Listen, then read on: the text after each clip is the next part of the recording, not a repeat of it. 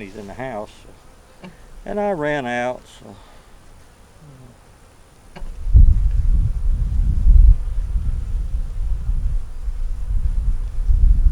And we sprayed the water on it, so one, it holds paper down while the sugar's going on it. Two, the bees start eating it, they get to the sugar better. Okay, another reason we feed in the top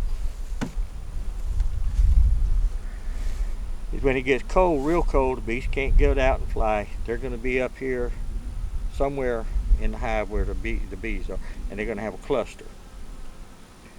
And if it gets cold, they're in this cluster, and people say, well, I got honey on both sides and up it and down it and everything. If it gets real cold, say you're freezing for couple of days, the bees aren't going to go get that honey, and they could starve to death, honey all over the place. With this, the bees will rotate in that cluster, and they can stay alive a lot longer and be healthier. Another thing is when it gets cold, the top, with the inside as warm as it is, the top gets cold, condensation falls down on the bees, and it'll kill them. Wet bees will die.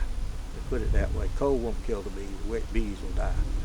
But that way they can rotate. And then the water will fall on the sugar.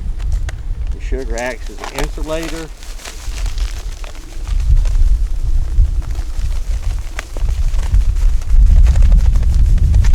Bad when you can only do one thing at a time. I'll get another bag of sugar. Put it on there. Yep, I don't have any more out here. I will get another bag of sugar, put them on it. But that's how we do it. Like I say, my bees are doing a great job. Give my bees a thumbs up.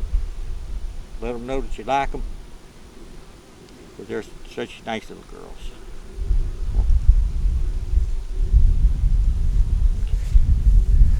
But anyway, this is Sam, South Carolina Happy Bees. Beautiful day out here today. Y'all have a great one. Leave us a comment, thumbs up, subscribe, share.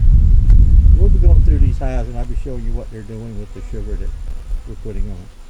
But y'all have a great one. Bye.